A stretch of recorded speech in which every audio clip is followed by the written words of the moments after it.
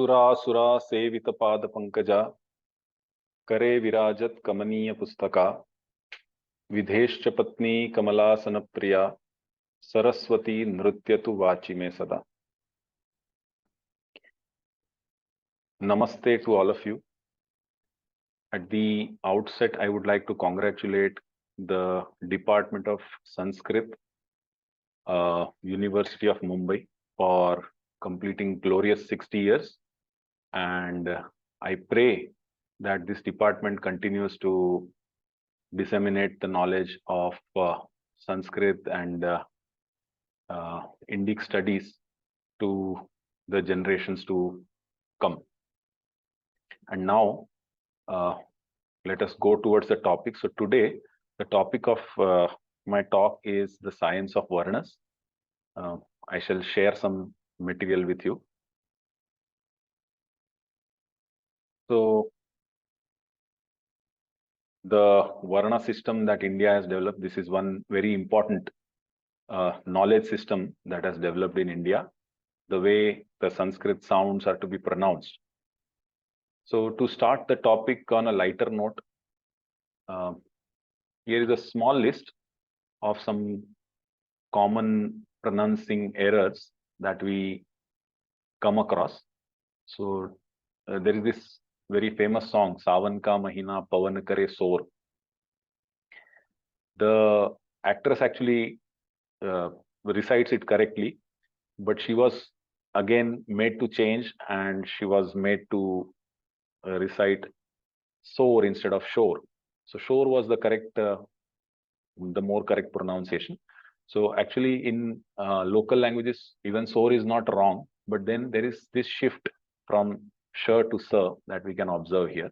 And similarly, in the area where I am right now, the word like Vishwa would be pronounced as Biswa. It is not a mispronunciation, it is a correct pronunciation in Bengali, but then it seems Biswa is connected to Vishwa, and it is Va that has changed to Ba.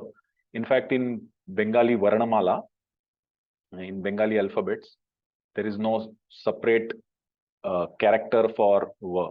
So it is just Ba. So everything is Ba, whether it be Va or Ba. So they just have Ba in their Varnamala. So similarly, Vana changes to Bana. So there is a shift from Va to Ba here. And in this very popular series by of Ramayana by Ramanand Sagar, if you observe it carefully, you will realize that Rama continuously keeps calling Lakshmana as Lakshman, which again, it may be correct as per Hindi, but we know that Na has changed to Na. So there is a shift. And similarly, he calls Ravan as Ravan and so on. And this is one photo that I clicked in a place nearby. So here we can see it is written in Bangla script. So this is Adi Satya Dhaba. So Dha has changed to Dha. So again, you see that so it should have been Dhaba, but it is Dhaba now. And this is what these are the kind of things that we observe in the speech of people belonging to the southern part of India. So the other day I was listening to a lecture, a Sanskrit lecture by a prominent scholar, and I found that when he wanted to say Artha, he would say Ardha. So slowly his Tha was tending towards Dha. And similarly, Jivika would sound like Jiviga, or Chintitavan would sound like Chindidavan. And this is another signboard in Gujarati. So we can see that wash basin has been pronounced as Vos basin. So Sha has changed to Sa. So these are some common, and if I give these many examples, perhaps each one of you listening to this lecture will be able to give 10 other examples of this sort. And that is fine. So even when certain sounds change, slowly and gradually they settle down, and then they are able to convey meaning equally efficiently as perhaps the correct sound would have, the word with correct sound would have conveyed. So as far as routine conversations are concerned, these sound changes are quite natural and they do not hinder the process, I feel, of communication. But when it comes to Vedas, we can consider Vedas as a huge corpus of a very important message that our rishis intended to transmit across hundreds of generations, across several millennia, and they wanted to make sure that it gets transmitted as it is uh, without any changes. So from that point of view, if we see small sound changes, gradual sound changes in the actual text can finally, across several centuries, lead to a complete transformation of the text itself. So in that case, then this can not be permissible. For protection of Vedas, therefore, they have developed two systems, as we all know. One is of various systems of recitation. They have these Prakriti Pathas and Vikriti Pathas, wherein, in order to protect each word of Veda, they chant the Vedic Samhitas in several different ways. So first of all, it is chanted. The plain text is chanted first of all, which is called as Samhita Patha, which is then followed by chanting of each pada, which is called as Pada Patha, and then these padas are chanted in a sequence, like pada 1 followed by pada 2 followed by pada 3 followed by pada 4, and so on. So that is Samhita, Padapatha, and Kramapatha. So these three pathas constitute the Prakriti pathas, and then the Vikriti pathas are chanted.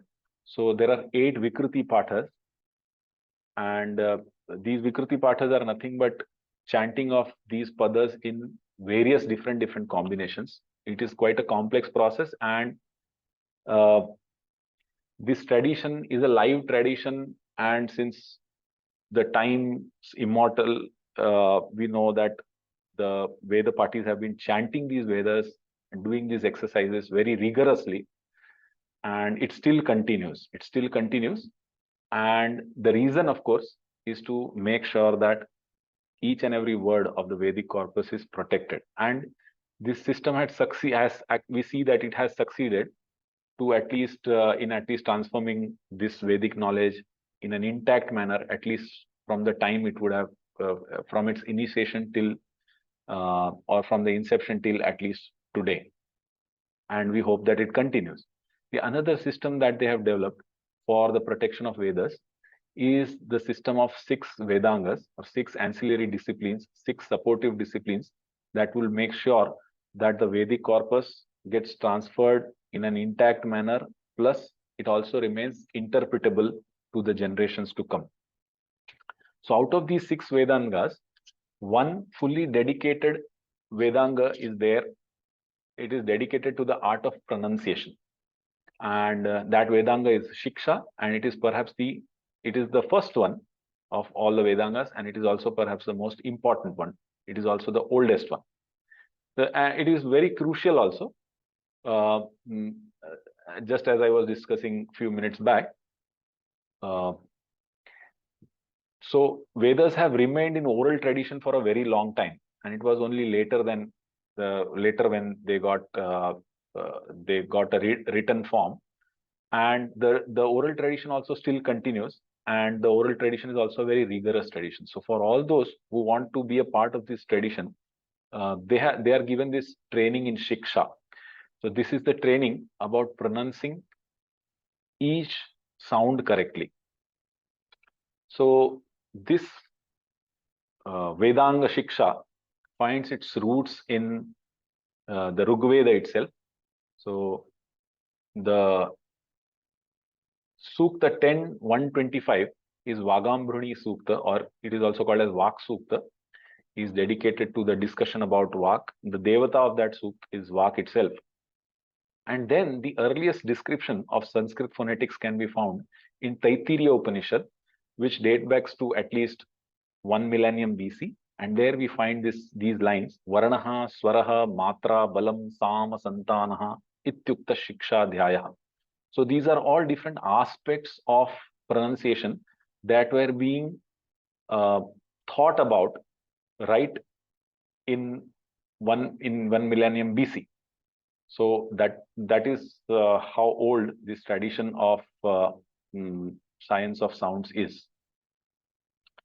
Now, how can the shiksha of correct pronunciation be given? So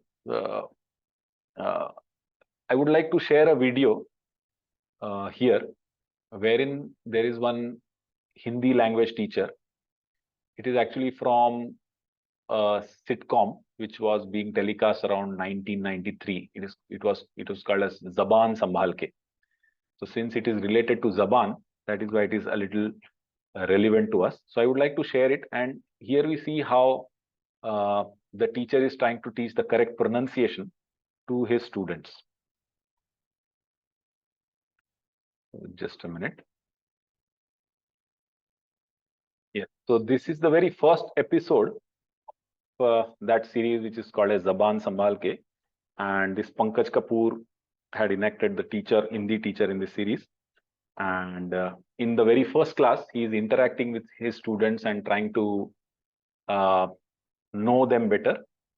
So he has a Parsi student, and now you will see him interacting with a Parsi student. मतलब accent जो है वो किसी भी भाषा के लिए बहुत ही जरूरी चीज होती है।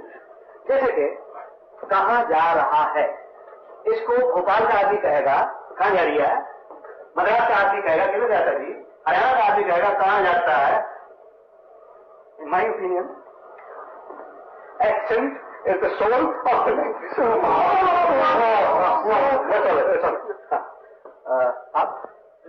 मेरा नाम है केकी दस्तूर। This is a Parsi student. His name is Keki Dastur.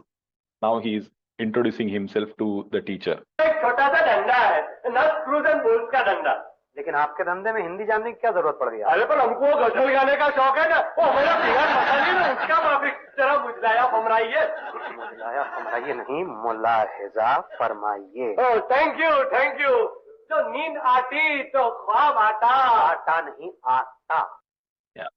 So we can see that this Parsi student is pronouncing ata as ata, and that is where the teacher has a problem.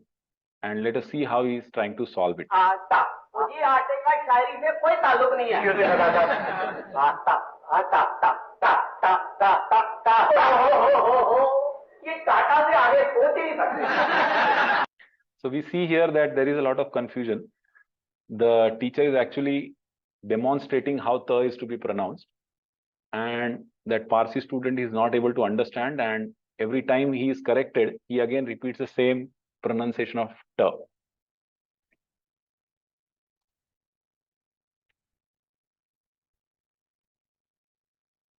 So this is how we can think of instructing somebody in pronunciations. So, but then when we take this entire thing in the context of Vedic education and transferring of Vedas and Shiksha, is this method very feasible? Perhaps not. One reason is that there is no face-to-face communication. So these Shiksha texts are written texts, and through the writings, they have to communicate to the readers how a Varna is properly pronounced. Another thing is the mother tongue bias of a learner does not allow them to perceive the correct pronunciations, thereby even to articulate it. And this is quite evident. Every person has their own mother tongue bias. And that is why we see that even in past, when the Britishers came to India, they were not able to discern the word Mumbai, and they thought what is being pronounced is Bombay, and that is how Mumbai came to be known as Bombay.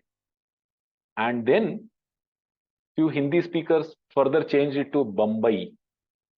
And similarly, very close to the place where I stay, there is a district. The actual name of the district is Vardhaman, in the honor of Vardhaman Mahavir, who had sometime visited that place. But the official spelling today, there are two spellings, but the official one is Burdwan. So it sounds like Burdwan. Perhaps that is how Britishers would have discerned it and then uh, uh, pronounced it, and then that is how they brought it into use. So Vardhaman is even today is spelled in English as Burdwn, Burdwan.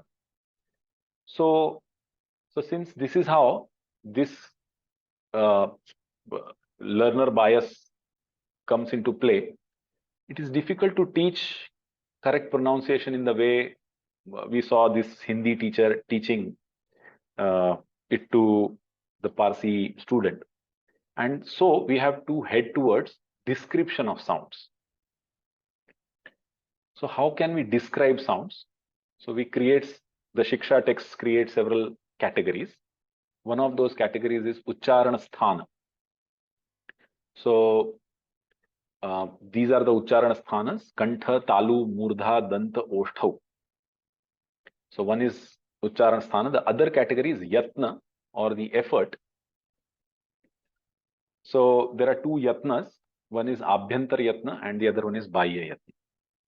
So what is Abhyantar? The Yatna that happens inside. And Bahya, the Yatna or the effort that happens outside. So inside of what and outside of what? So inside of Astya. So what is Astya? Astya is the oral cavity. It has been defined in the Mahabhashya as Oshthat Prabhriti Prak Kakalakat Asyam. So in this figure, if you see here, there is Oshtha and this is the larynx, the Kakalaka. So the region which is Prak Kakalaka, prior to Kakalaka, and starting from Oshtha is the Asya. So all the prayatna, the effort that happens here, is Abhyantara Yatna, and the effort that happens outside of this region is Bahya Yatna. So for anybody, it is difficult to, rather impossible to do any effort or put in any effort here outside of the Oshtha or lips. So that effort which happens, which takes place beyond the larynx, that is in the larynx, or beyond this region, that is in the larynx, and below it is all the Bahya Yatna. So there are 5 types of Abhyantar Yatnas: Sprushta, Ishad Sprushta, Ishad Vivruta, Vivruta and Samruta. So Sprushta is wherein there is a Sparsha. So there are 2 types of articulators. Active articulators are there. So Kantha, Talu, Murdha, Danta, Oshthav, most of them are passive articulators. They don't change their place. Whereas the tongue and some different parts of the tongue and maybe the lower lip can be considered as the active articulators. So an active articulator goes to the particular sthana, particular place, and then there is a sparsha, there is a touch, and then that leads to the production of sound. So that is why when that kind of sound is produced, then that the prayatna happening there is called as prushta prayatna. In Ishat Sprushta, the touch is there, but it is a little lighter. Then there is Ishad Vivruta. Vivruta means open. So Vivruta is a prayatna wherein some passage is kept open for the air to pass. So where this passage is very small, the effort is called as Ishad Vivruta. And where the passage is very clear, it will be called as Vivruta Prayatna. And then the final Prayatna is Samruta. Samruta means closed. So if you close the oral cavity completely, then the only possibility of producing a sound is by passing the air through the nose, but that is not what is expected here.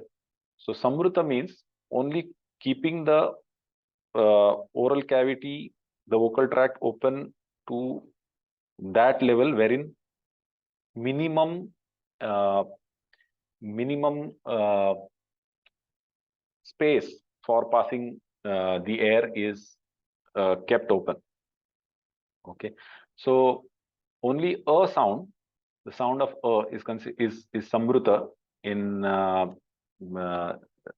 Sanskrit, and even sometimes e and u can be samruta, but in classical Sanskrit those two sounds, samruta sounds, are not used. So if I keep my say mouth completely shut, then this is the only possibility. But if I just minimally open it like this, then it can be or perhaps E, which sounds like E, or U, which sounds something like U, with a little bit of rounding of lips. So that is Samruta. And in contrast with Samruta, there is Vivruta. So Vivruta is where the vocal tract is opening a bit. So it is A, E, U, and so on. So there is a little bit of opening of the vocal tract. And then Ishad Vivruta is where this opening is a little less. So these are the Abhyantar Yatnas. And then there are Bahya Yatnas. So Bahya Yatnas, as I have already told you, they are happening below, in larynx or below that. So the Bahya Yatnas are Samvara, Nada, Ghosh. These three Yatnas are always together. And contrary to these three Yatnas are Vivara, Shwasa, Aghosha. So we can see that the word Samruta occurs in Abhyantara Yatna also, and then there is Samvara in Bahya Yatna. So when we say Samruta, it is closing off this area. And when we say Samvara, there is some kind of closure here. So, and similarly, Vivara means there is Vivruta here in Abhyantara Yatna and Vivara in Bahya. So again, Vivruta is related, when it comes to Abhyantara Yatna, it is related to the oral cavity. And Vivara is some kind of opening here. So here again, I would like to share a video wherein we can actually see how this Samvara and Vivara happens in the vocal cords.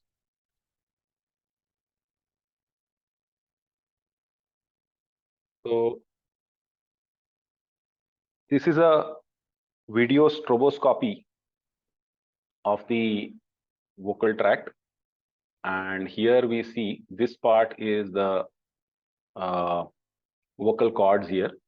So this is the larynx, and this particular position is the Vivara position. So here both the vocal cords are completely away from each other, and there's a clear passage for the air to pass. So in this situation, if there is some sound, it will be kind of a noise, some kind of sound like that. So that is Shwasa, and there is absence of resonance. That is Aghosha. So that is how Vivara, Shwasa, Aghosha are the things that come together. And now I'll play the video. So now these are the vocal cords, and we see how they are vibrating. So when they come close with the help of the muscles around, and then when the air passes through them, so these two cords, they vibrate, these vocal folds vibrate, and that leads so the coming closer to each other is Samvara position, and in Samvara there is this vibration, that is Nada, which leads to Ghosha, that is resonance. So this is that condition.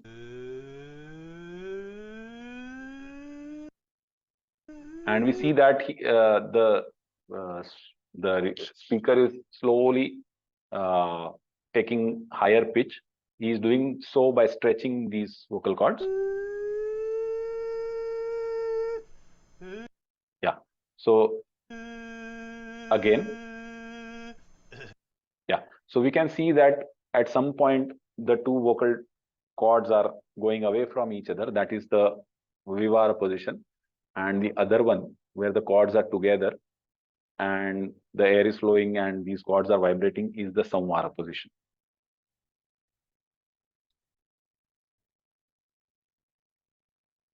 So we saw how the Samvara, Nada, Ghosha and Vivara, Shwasa, Aghosha happen. Then there are another three Bahya Yatnas, Udatta, Anudatta, Swarit.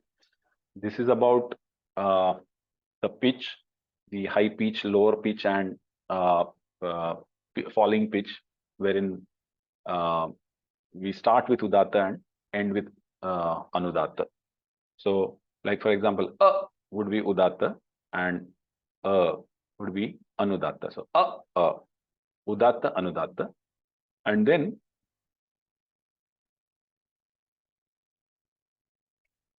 then if we see the characteristics of both in one sound, then that is called a Swarita. For example, or E. So there is a falling pitch here. So that is called as Swarita. So these three happen in the larynx itself, and that is why they are the Bahya Yatnas. And then there are these two other features, Alpa Prana and Mahaprana. So Mahaprana is where an extra push of air is given while pronouncing. So that is aspiration. So for example, if K is pronounced with an extra push of air, it becomes Mahaprana Kha. So when Mahaprana is missing, the Ayatna is called as Alpa Prana. And when there is this push of air present, then the Yatna is called as Mahaprana. So once we understand these categories that have been used to describe sounds, we will be able to understand the sounds also. So this is the mechanism which we have to understand. And once the mechanism is understood, we can understand how exactly and precisely each sound is to be pronounced. So this is the technique that is used in the Shiksha literature. This is the rational order of Sanskrit alphabets. We have shown here just the Sparsha Varnas, so 5 into 5 matrix.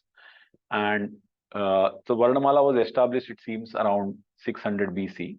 And this 5 into 5 square was seen in Samaveda Pratishakya. So this is a 5 into 5 square. So there are 5 consonants in each varga. We can say this is the Ka varga. So Ka, Kha, Ga, Ga, Nga are 5 consonants, followed by Cha, Cha, Ja, Ja, Ya, Ta, Tha, Da, Dhana, Ta, Tha, Da, Dhana, Pa, Pa, Ba, Ba, Ma. So these are all Sparsha Varnas. These are all stops. And this square is a really important contribution of Indian Shiksha literature. So when we pronounce these sounds from left to right, we understand that there is some commonality in the pronunciation. So K, Kh, G, Gh, Ng. There is some commonality. And what is that? It is the place of articulation.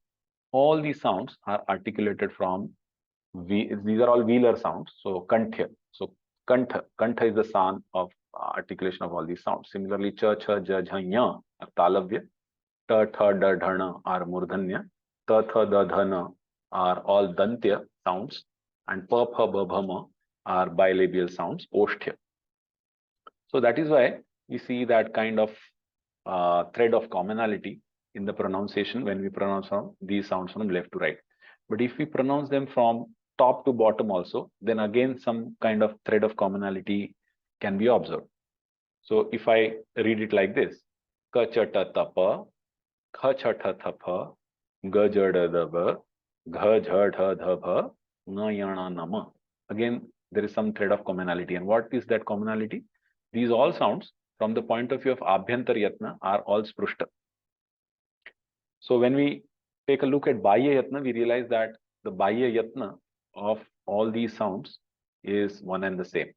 So these are all Vivara Shwasa and Aghosha Alpa Prana sounds. Vivara Shwasa Aghosha Alpa Prana sounds. Okay. So, but if you try to pronounce this, it will be G, G, G. So there is some buzzing sound involved. Some voicing is there. So these are all Vivara. And these are all Samvara, Nada and Ghosha sounds. So these are all some Vivara, Shwasa, Aghosha and Alpa Prana. And this third line is Samvara, Nada, Aghosha and Alpa Prana. The second line is Vivara, Shwasa, Aghosha, Mahaprana. So Alpa Prana sounds and Mahaprana sounds have been kept side by side. This is Samvara, Nada, Ghosha, Alpa Prana. This is Samvara, Nada, Ghosha, Mahaprana. And this fifth line is nothing but actually the third line itself with an additional feature of nasalization. So when pronouncing G, if some air is allowed to pass through the nasal cavity, the G, that is the third one, itself becomes Ng. Similarly, J itself becomes Nya. Similarly, D itself becomes Na. So when some amount of air is allowed to pass through the nasal cavity, the D itself becomes Na. And B itself becomes Ma. So that is the beauty of arrangement of these sounds.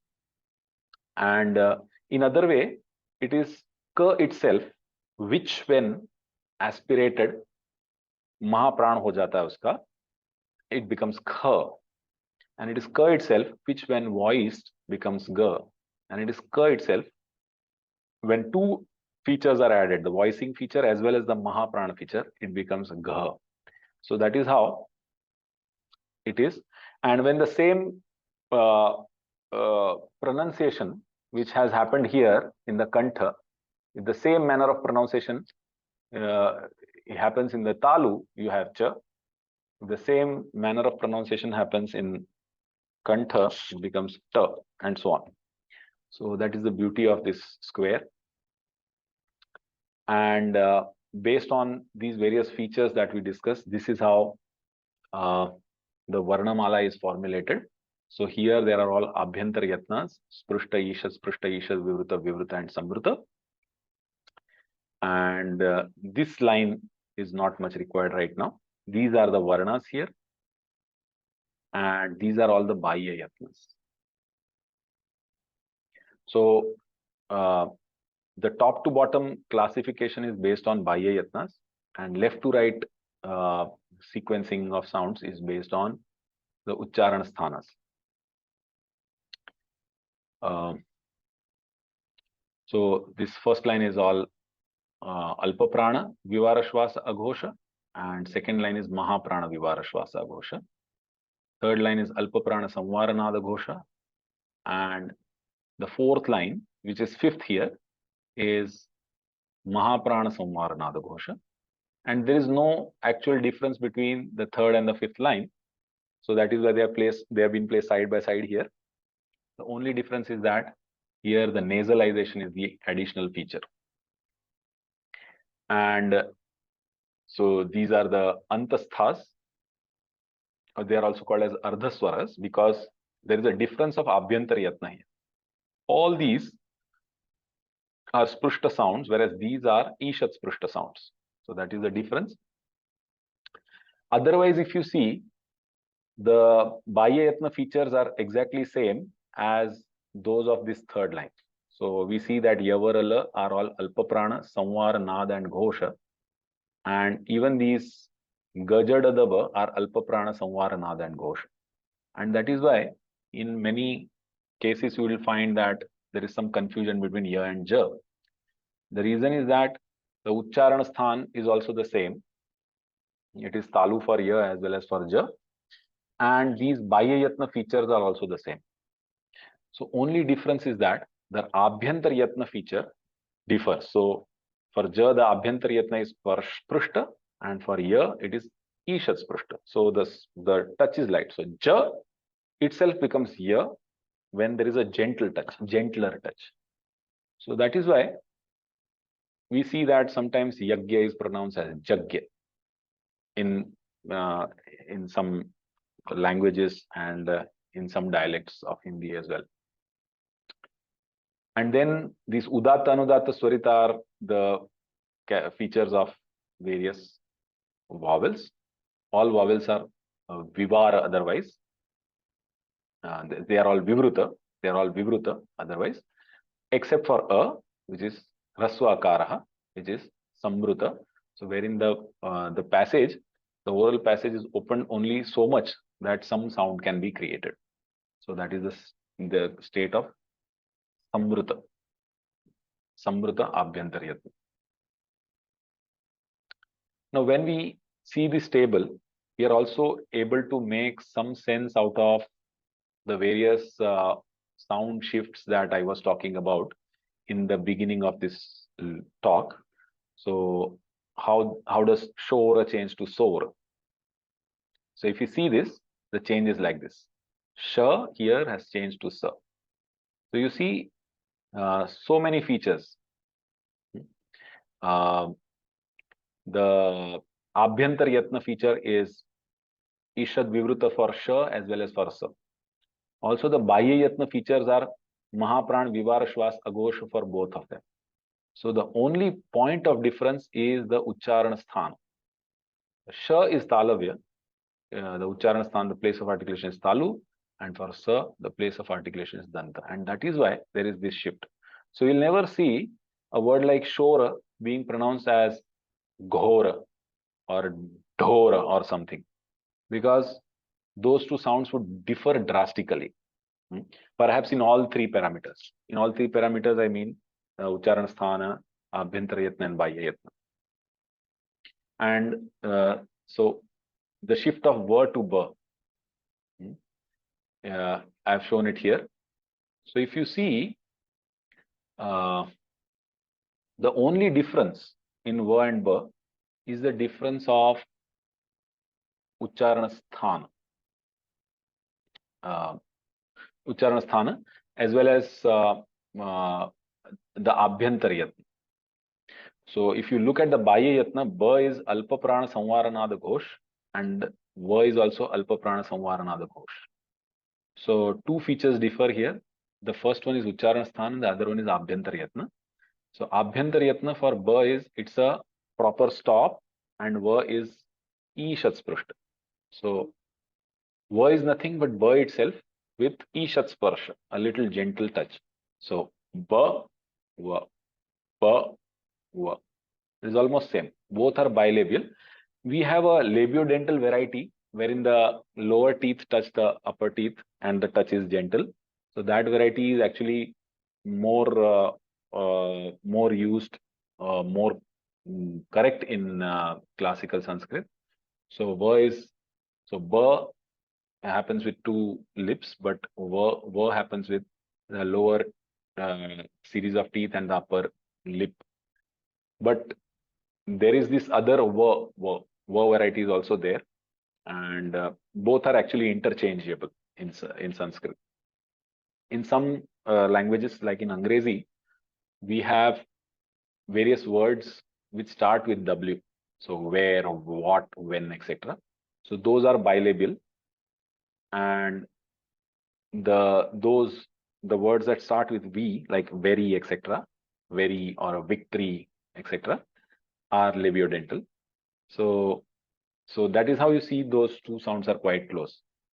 And now we come to dhaba and dhaba. So you see, there is just a difference in the place of articulation. Other all things, be it the Abhyantara Yatna or even the Bahya Yatna is same. So that is where there is this shift. So the retroflex changes to the dental. And in this Artha and Ardha, Jivika and Jivika, etc., we see that the sound is shifting to its third place. Like for example, Ka is shifting to Ga. So Ka, Kha, Ga. Similarly, Ta is shifting to Da. Tha is shifting to Dha. So here you see two interventions between, but this actually in the classic arrangement, this becomes the fifth column. So that is why we see that the shift is towards the third sound. So Mrudu Karan. So the Kathora Vyanjana is changing to a Mrudu Vyanjana. Or we can say that unvoiced is tending towards the voiced variant. Now, there is another little interesting thing, and that is this international phonetic alphabet chart, which is a notational standard for phonetic representation of all languages. So if you want to know how exactly a word is pronounced in a particular language, if we take an example of English, we all know that there are spellings available. We read the spellings and we pronounce the words, but there are a lot of differences in the way a word is spelled and in the way a word is pronounced. So they are not completely different, but there are certain things. So for a non-native speaker of English like me, if I have a look at a new word which I don't know earlier, and if I read it for the first time, it is likely that after reading the spelling, I may pronounce it in a different way, and not in the exact manner in which it is to be pronounced. So that is why in dictionaries, we also find the key to pronunciation, which is often given in form of these IPA symbols.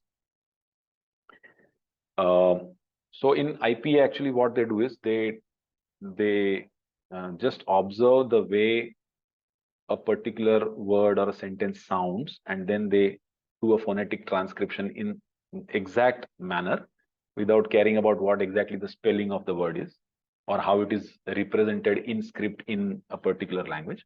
So they just listen to it and then they transcribe it based on their actual observations. And that is why in English we see that there are a lot of differences. So for example, the word is then, actually then, which is, you may say, dental fricative, but in a spelling it is THEN, then. So generally Indian speakers would pronounce it as then, but a native speaker of English would pronounce it as then.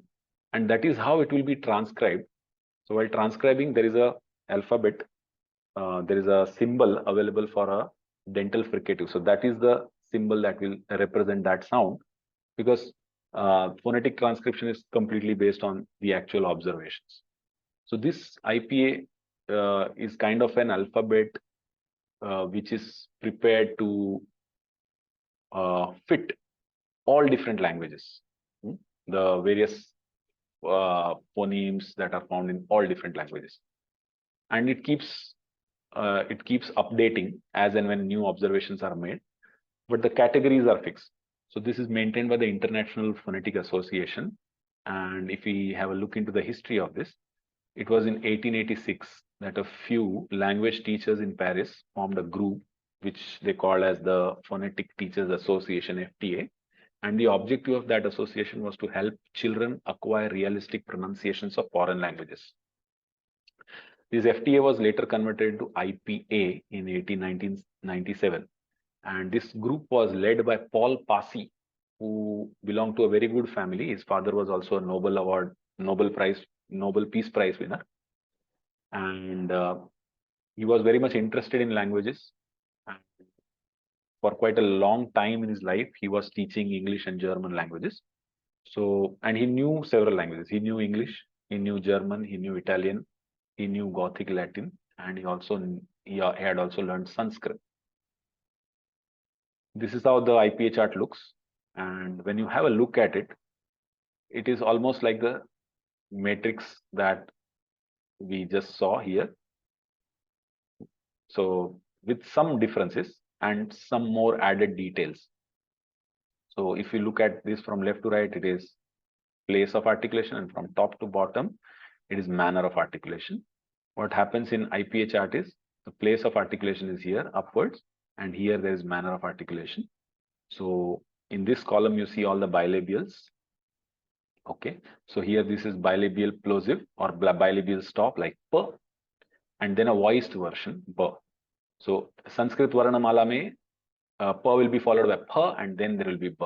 So voiced version is on the third place, but here voiced and unvoiced variants are kept together. So p, b, and then a nasal bilabial is m, the trill is b, and so on. The fricative is v.